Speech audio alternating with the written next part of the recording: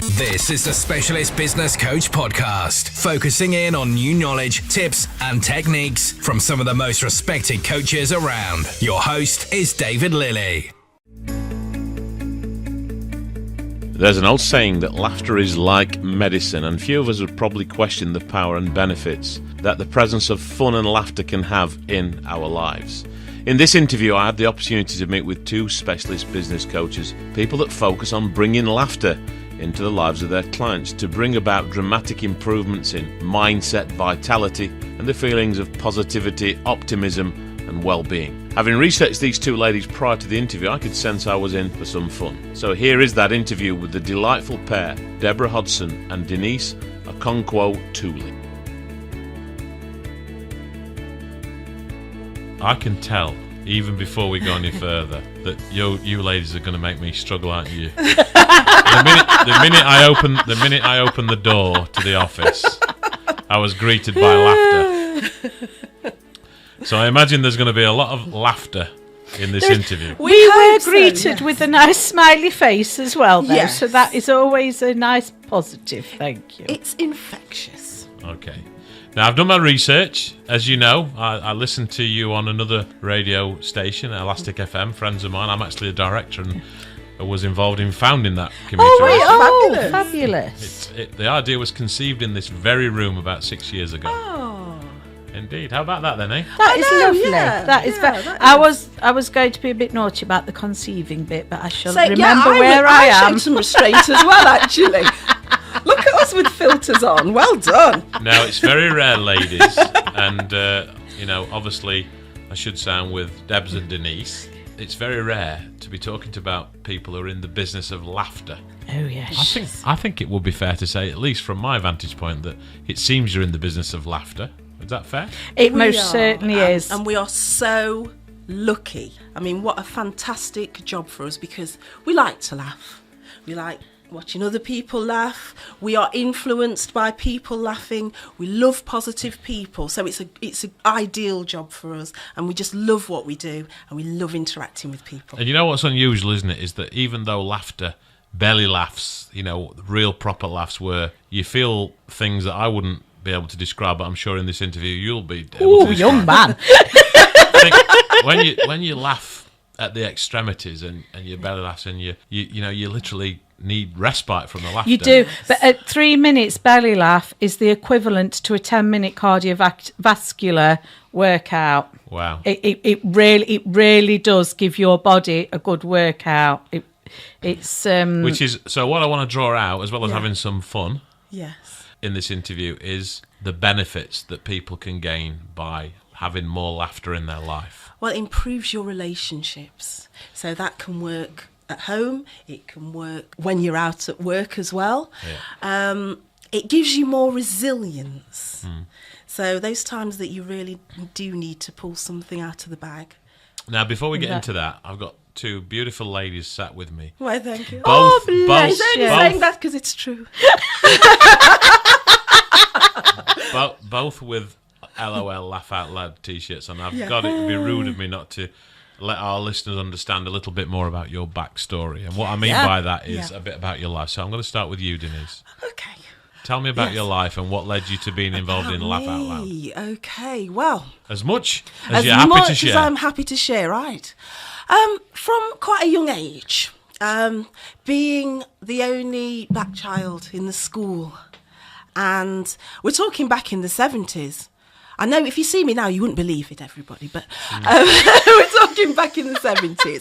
And I found that humour worked a lot, because it broke down all of those barriers that people had and all those kind of ideas and preconceived ideas about you. And I think I was very lucky to be able to see humour in a lot of things to kind of not be bullied. I can remember, because I know I might look a little older. But Not much, my darling. School 30. era, I was. You say all the right things. My school era was in the 70s, and I remember going to junior school and then secondary school, as we called it in them days. Yeah. And I can remember, I can actually see their faces. I'm talking to you now. One Chinese boy. Yeah. And the one black girl in my school. Yes. And then in my entire village, I can see the face of about 4 or 5 more black people. Yes. And that was in the village of Clown. Yeah. I'm not saying there weren't more than that, but back then. That's pretty much my experience too. And I'm going to be very honest with you and say that amongst some of my fellow pupils, there was particularly the young Chinese lad who actually came to the UK and couldn't speak English. Oh, yes. And he used to stand in the tennis courts kind of on his own because he couldn't communicate at that stage. I even then thought it was quite sad. And he obviously got befriended by some people that had been guided in the right way to look out for things like that. And he obviously went on to be a happy and popular child. But I can refer to, you were saying you were the only black child in the school. The only one. So whether I wanted the attention or not, it was there. But it was just making people laugh. I found that I could do that, and I found that it was a great way to kind of interact with people and get them to know who you really were, and you get to find out who they really were as well. And so for me, I kind of bypassed a lot of the stuff that some of, say, my peers might have experienced because I was able to share laughter with people. And was that laughter something that was inherently natural in you, or yes, it just was. Yeah. I maybe I got that from my mum. I don't know. I just went that way. It was just something that was just useful and fun, and I felt good doing it. So you had it anyway. I had it anyway. But you became aware of it working in a positive way around you in the way that people engage with you. Yes. Okay, so that's school. Then what? And then I went on to college. I'm not sure what I really wanted to do. But all the way through everything that I've done, it's been working with people. And what I really found is that if you can find humour is a great way. And I used to get this feedback, and people used to like to have me around, because what they'd say is, if you could sort of break down an awkward situation, you will do, and you will use humour to do that. So things could have gone one or two ways. It could have been quite stressful, and everyone could have got really angry. And just by saying something or being a little bit silly, everybody laughed, they all relaxed, and we got more of a positive outcome. And sort of through work as well, got promotions and it didn't change, because I realised if you yourself, and if you can use humour, people will come to you and talk to you. As a manager that I was, people will come talk to you, relax around you.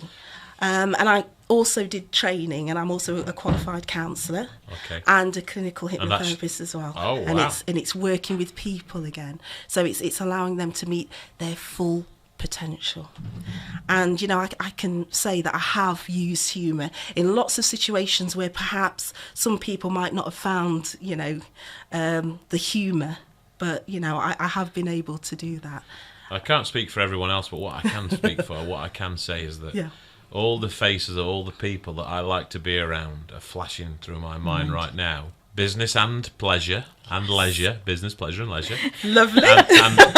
And the ones that I like to be around are the ones that smile a lot and laugh a lot and make me laugh. Yes. Not the ones that are frowning and negative. Even though they deserve a little help, in my view. Yes. They do. But then, they're not people that's faces are flashing. Some of those negative people are flashing into my mind now as I'm talking to you. Yeah. So that's enough of your story for now, Denise. I'm sure more of it will become uncovered. Indeed. Yes, thank Debs, you. how about you? Your backstory. Backstory. There's only about 2,000 people going to know. It's just us. It's just us today. At school, I mean, I'm dyslexic, and we didn't know that I was. We didn't in the 70s. You didn't particularly know of dyslexia, did you? You'd have just thought of being daft back then, wouldn't you? And my mum was told I was away with the fairies all the time, which, yes, I am. And being away with the fairies is a lovely place to be. And I hope I never leave. But, so school, I mean, I was quite a shy individual, reserved. And then as I got older, I was a hair and beauty therapist. And then my husband, he was my partner at the time, we got a child together, and he became really, really ill, and it was overnight suddenly, and he ended up in a wheelchair.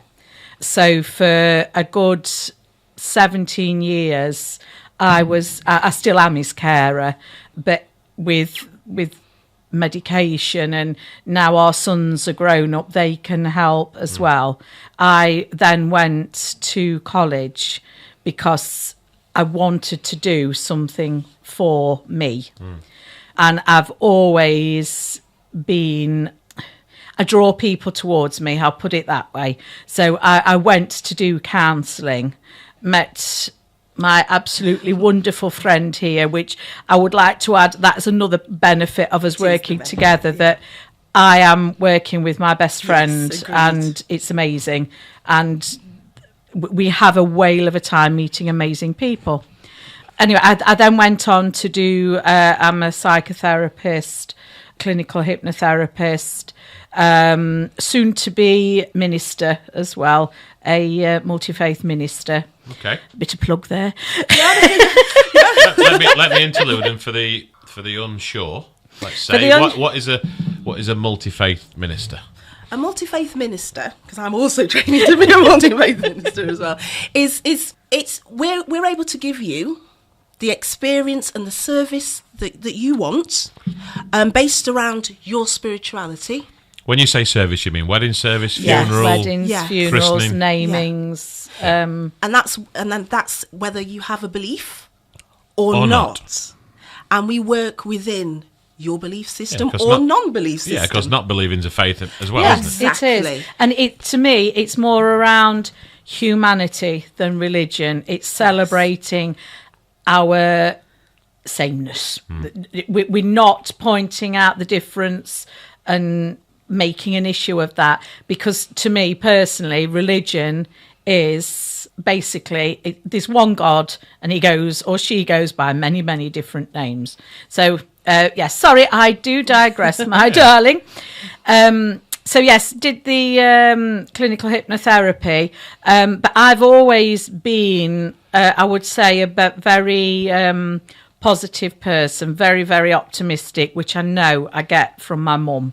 It's just something. And then something happened when the birth of our second son happened. He was born not breathing, and they managed to bring him back after 5 minutes. And in that time, you realise nothing on this earth matters as long as you and yours are healthy and together, and that life is wonderful. And I love life. I love people. I absolutely love what I do. I can relate to that, Debs. I can relate to the child situation as well. 28 years ago. I'll tell you about that when we're not recording. But life is precious. It is. It's Absolutely. very precious. It is. So you two wonderful ladies met, I guess, Yes. in developing your skills by the sound Yes. of it. Yes. We weren't did. allowed to sit together No. because we disrupted too much. Yeah, that's very true. People tend to separate us. Because all you'd get is laughter. Yes. Yeah, so I mean, yeah, we're disruptive, but in a very fun nice, way. good way. Yes. So you became friends first and foremost, Yes. with very similar, almost identical qualifications. Yes. And at what juncture did you decide that you were going to work together or have fun together? Probably. That's an interesting one. Yeah. We started off because we're both passionate about mental health, teen mental health especially, and we set up a community interest company working around young people, preventing suicide, suicidality and all of that area. But unfortunately, because of lack of funding and cutbacks and everything, we had to close our services.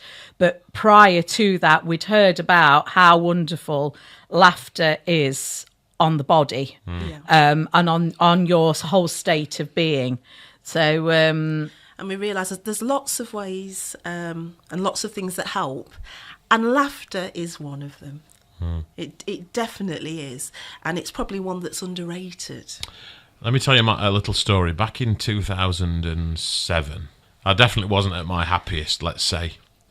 I like to think I've always been in control of my mindset, even when that barometer of happy stroke sad has not been at its highest. But I'll tell you, you'll laugh now. what used to actually guide me through that, watching the Royal Family. You know, the series, the Oh, Royal I Family. loved that. Yeah. We have heard similar stories, programs that really resonated with Yes. people, helped them through their darkest time. Laughter is amazing on the body. I mean, I don't know whether we've got chance now to tell you or tell you later Absolutely. about the effects that I had brought Yorick, but for the listening audience, it's not beneficial. Yorick is our brain. Our pet brain. And what happens when we are in a state of anxiety, depression, cortisol is released within our bodies, and cortisol affects the frontal lobe of your body. It has really negative effects upon the body as a whole, but cortisol closes down or shrinks down the frontal lobe. So laughter, when we laugh, we produce an amazing array of chemicals. We've got this amazing chemistry set within us. Serotonin, even dopamine as well.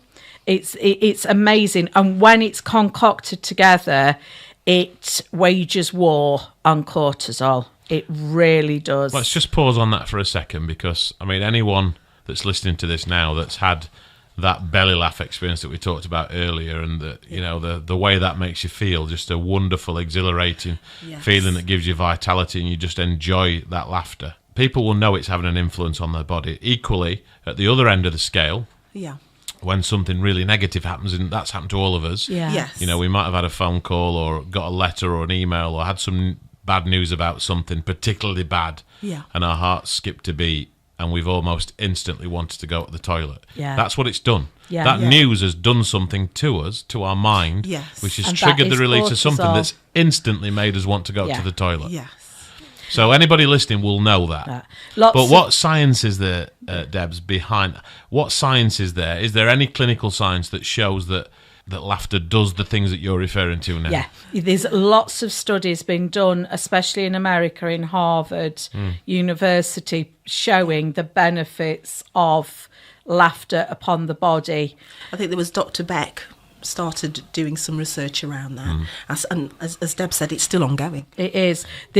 We really are at. I think as a society as a whole, we are moving toward a different way of being, a different way of seeing things, and our bodies are amazing pieces of machinery.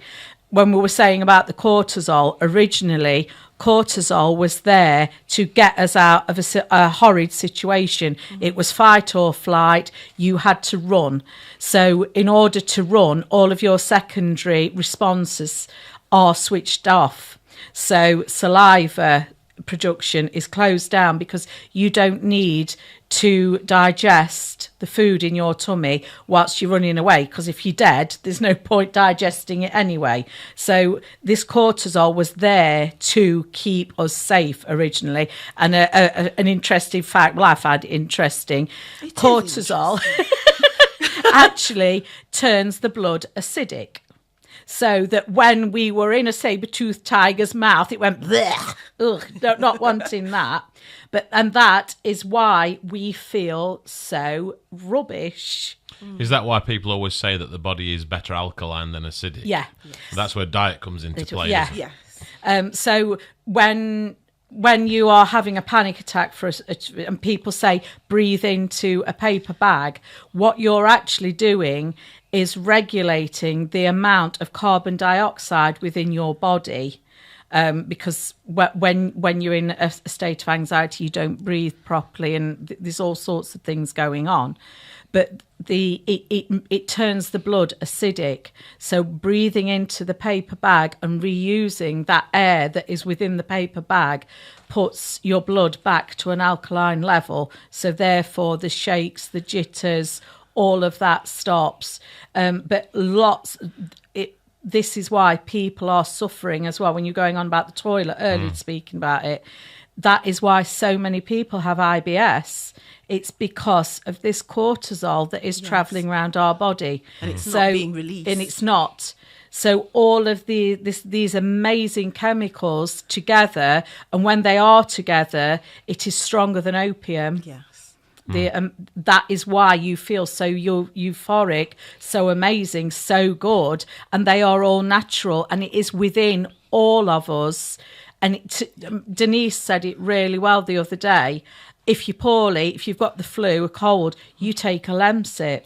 So why not, when you're feeling down, and we do appreciate the last thing that you want to do is laugh. But if you can laugh, we guarantee you will feel better. Even if some people might argue that's probably a manufactured laugh, does it? Can the body understand the difference between me going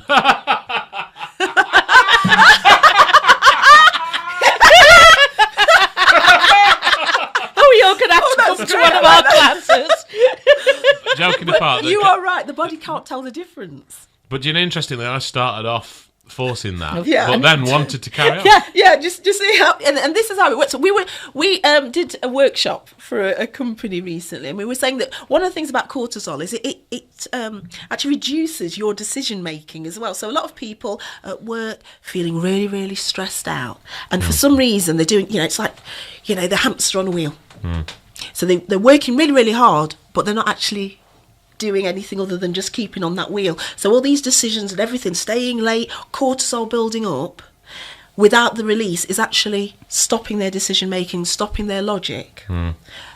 They're not focused. Now, if they are able to release that cortisol, it puts them in the zone. It changes their mindset, and they will actually find out that they are more focused. And we did a laughter workshop, because there's lots of other things that we do around that laughter. We included their company values, And I don't mind saying it. They did come out pretty motivated. They did, They loved it. We had some fabulous feedback, and they really, really enjoyed it. And they came out and they were saying that one of the things that he noticed, first of all, he felt absolutely fabulous. And he was so focused that day. See, one of the things we know about absenteeism and depression, they say by 2020 is going to be the leading cause for absenteeism.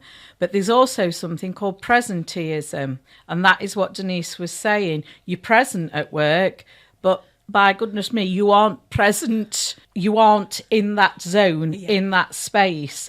And I can't remember, I can forward you the statistics, but there has been a lot of research done on the cost that a company incurs because of presenteeism.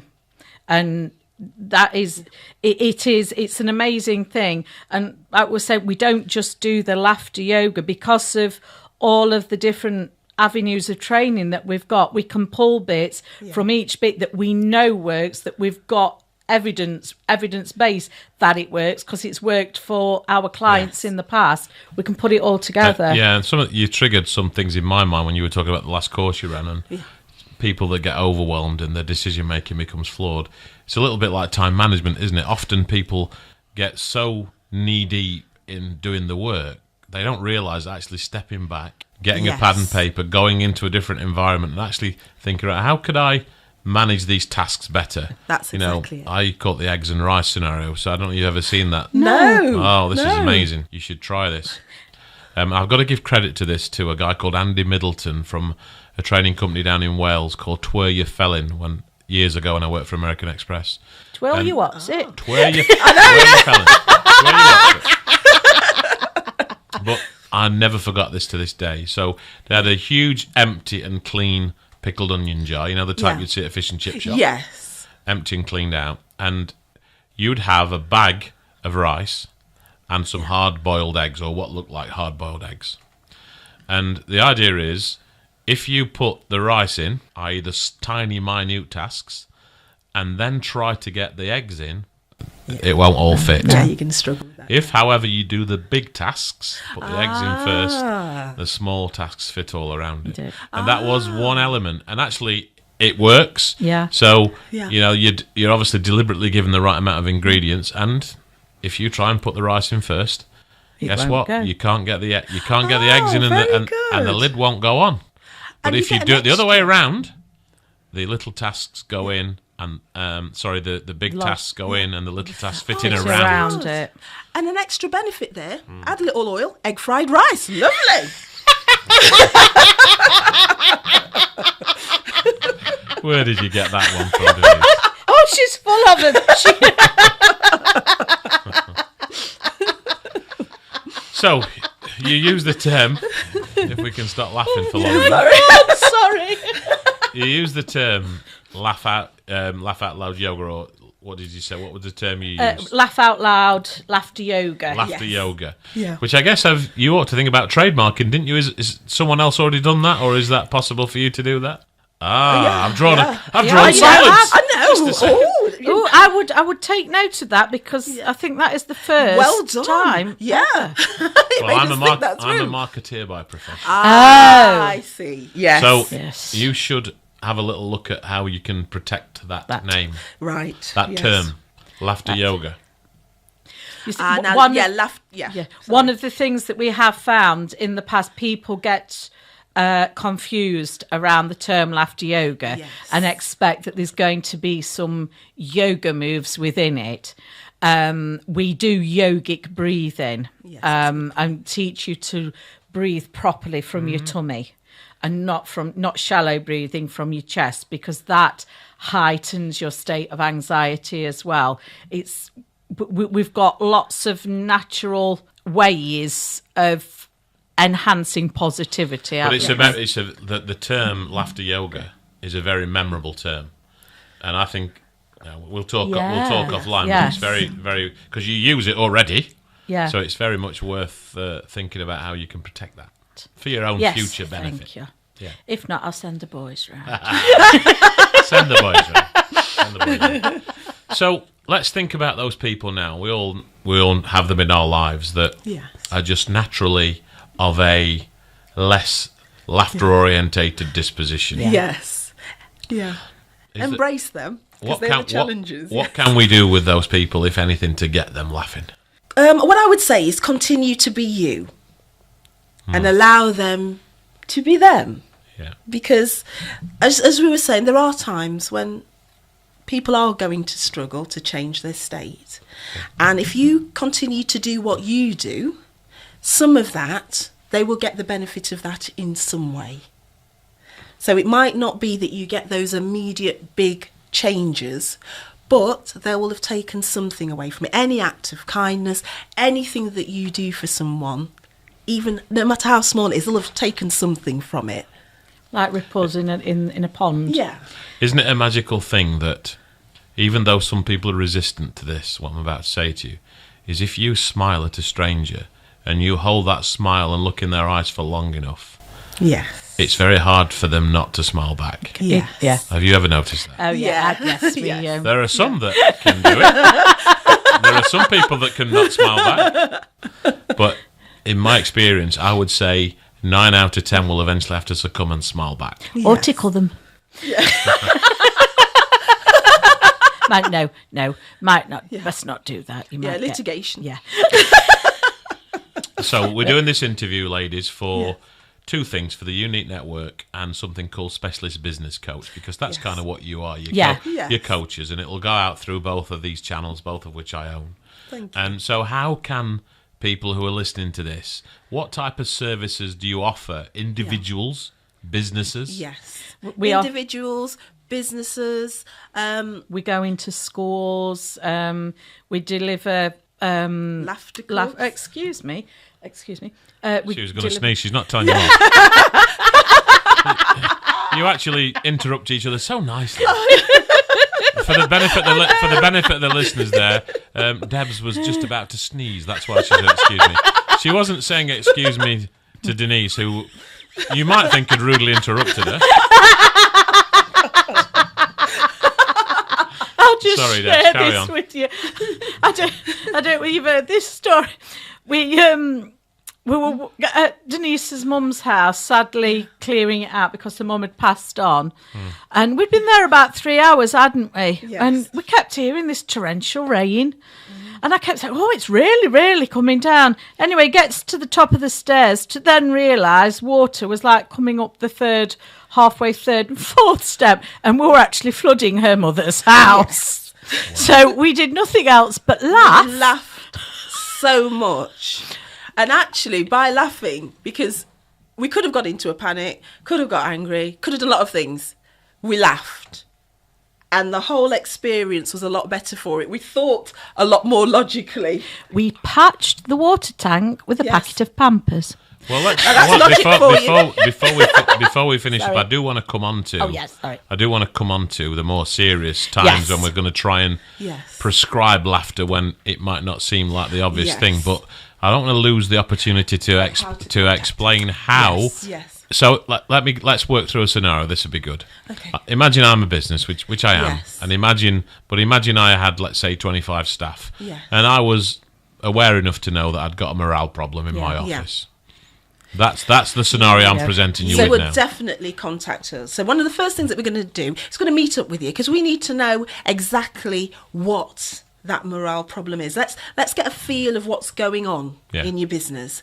Then if you've got a mission statement, if you've got company values that you want to kind of embed with that team, then tell us about those too. Because we're going to tailor make a program for you based on your company values. So essentially a client contacts you because they recognise they have a challenge within their company.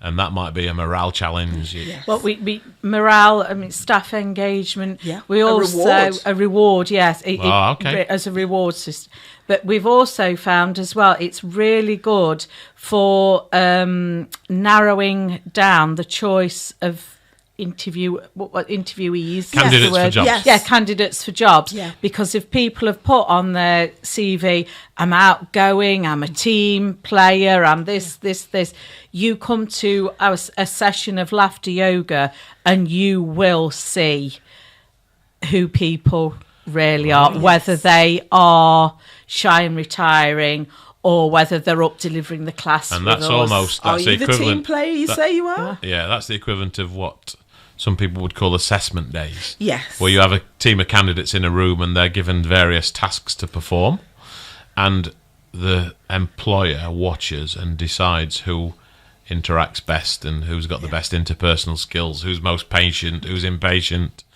who displays the character traits they don't want within their organisation. So I guess you holding a workshop like that with candidates would pull out those. It really is a good way of through the elimination process. Yes. So that's companies. So companies that have got morale issues. You talked about rewards. Let's drill down on that a little bit. What do you mean by that? How can you help companies with the reward side of things? Well, we've got a couple of Christmas things booked in, haven't we? Yeah. So it's like Christmas parties, a reward system, because it is just fun.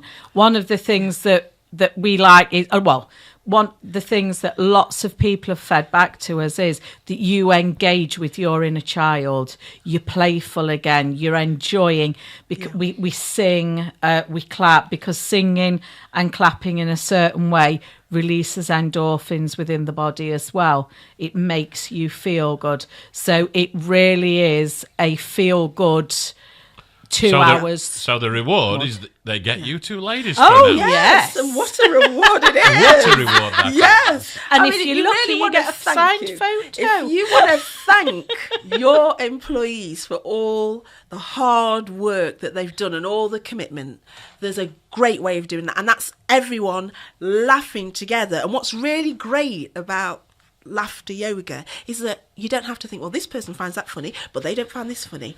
It's just laughing for no reason through little exercises that we do. So cocktails, milkshakes. Our favourite is like mowing the lawn, and you go round, pretend to be a lawnmower, but laughing. It really is very interactive, and we say the team that laughs together stays together. Yes, and for them to have had that experience and leave feeling fantastic, what better reward is there than that? Well, there's no greater way of bonding, is there, than laughing together and having fun together. that exhilarating feeling you get when you're having just a great time. It is. Yeah. It really is. And like you said, it is a bonding process. I mean, we've been looking back on why they believe that we laugh, and it was a communication thing. Before we could even speak, it was how dogs bark and wolves howl and all of this. It was a way of communicating with each other. So we are pack animals. We are meant to be in packs. Yeah, we're meant to be in a community. Yes, we are. Anthony Robbins, if you study Yes, Anthony I've Robbins, heard of Anthony, yes. one of the best things for me that he ever produced was his human needs theory. And one of the 6 that he refers to is the connection. You know, we all want to be connected, and that's why we choose a football club. That's why we're in various clubs. That's why we, choose to join various associations, because we want to be part But of the this community. is Belief why systems that children we go join into. gangs, Yes. and it is we want to belong to something. We want to feel needed. We want to feel love in lots of different ways. What can you do for married couples or same-sex couples who have forgotten how to laugh together because becoming a couple and, taking on mortgages and having employment issues or children growing up and being a challenge and all those things that go on with being a family, some couples tell us, don't they? They've forgotten how to laugh together. Yes. Well, that's one of the things with the sessions that we do. We hope that it would help them reconnect with what they saw in one another. We do giggle groups Yes. on monthly on a monthly basis in different areas. So you could come along for the giggle group as a couple, as an individual. It's a brilliant way of building self-confidence as well. So that is why we go into schools with it. When the feedback we've had, the first 10 or 15 minutes, you feel a bit silly, you feel a bit, what am I doing here? Yeah.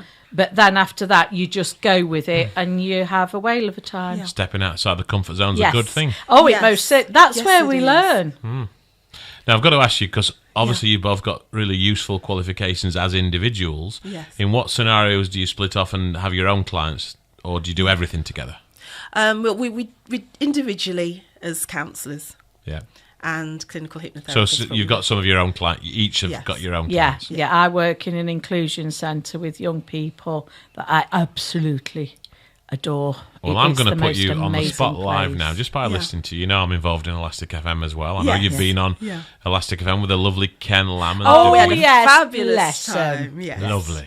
Lovely. Now, I would like to talk to you about holding a community session of some sort. Ooh, Okay. yes. Yes. Yeah, we'll obviously Yeah, find we'll a way talk to about pay you Yeah, for that. heck, Don't that worry. would be fabulous. I'm not asking you for freebies. So is that that's the sort? So essentially, we could maybe book a community centre Yeah, Yeah. where and people teas can- and coffees, or even Yeah. a glass of wine if people. Is that allowed? Is alcohol allowed, or would you not allow that? Well, what I would say, because it really that's a does good point. get your body oxygenated. Maybe Yeah. after, Afterwards. But you don't really do. Okay, so but so you'll we could, feel that good that you don't Yeah, you will particularly feel want one absolutely after. And amazing. typically, how long would a session last? A community session, and how many people could come sensibly? Well, I'd say for an hour. Because hour's that, a good- that's a good start. Yeah. And well, really, there's no number on it. Because So you could cope with 20, 30 people. Oh, yeah, yes, we've oh, done, yeah. no problem at all. Yes, It would be our In pleasure. fact, we did World Day. Yeah, Was that World May, Day. June Yes, we time? did. And we had quite a large number there. But what was really interesting with that, people that didn't particularly want to come forward sat in the background and they were laughing and they were enjoying and they were taking what they wanted from it. So it was, the more the merrier. The Okay. more Like the we say, we merrier. put aspects of our training into a laughter workshop, we'd call it. So you get a meditation and Oh, a bit of that's- NLP And we- and yeah. visualization. Yeah. So we use all of those skills to kind of make the experience for the people. We'll that are there. definitely do something. So for the benefit of all the people who are listening, if anyone has thought these ladies sound fun as much as anything else, but there's obviously a serious underlying benefit by contacting you, Yes. what is the easiest way for them to get in touch with you? Well, we've got several ways. So you can call us directly. We can give our numbers. Yeah. We've got a Facebook site, which is at Making Laughter. So it's I can read it on your t-shirt, facebook.com/Making Laughter. Thank you very much. And then we've got an email address, which is lollaughter45@gmail.com. lollaughter45@gmail.com. Yeah, 45, our combined ages. Yeah, because we're not expecting to get any older than that. That wasn't funny. I would guess you're both in your 40s. Oh dear. Yes. Yes, we are. Yeah.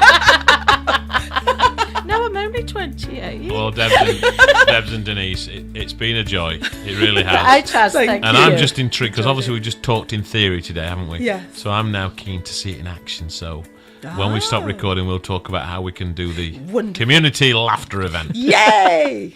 Thank you. Yes, thank you. This is the Specialist Business Coach Podcast, focusing in on new knowledge, tips, and techniques from some of the most respected coaches around. Your host is David Lilley.